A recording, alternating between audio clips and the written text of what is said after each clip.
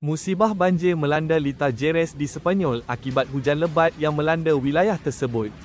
Beberapa bahagian Lita dilaporkan ditenggelami air, menyebabkan kebimbangan terhadap keadaan trek bagi penganjuran MotoGP Spanish GP yang dijadualkan berlangsung pada 27 April nanti. Pihak pengurusan Lita kini sedang menilai tahap kerosakan dan langkah pemulihan yang perlu diambil bagi memastikan acara dapat diteruskan seperti yang dirancang.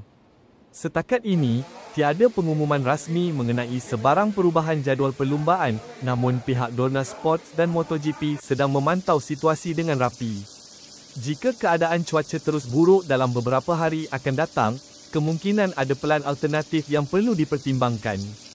Para peminat MotoGP pastinya berharap agar Lita ini dapat dipulihkan sepenuhnya dan bersedia sebelum aksi perlumbaan bermula. Kami akan terus membawakan perkembangan terkini mengenai situasi ini.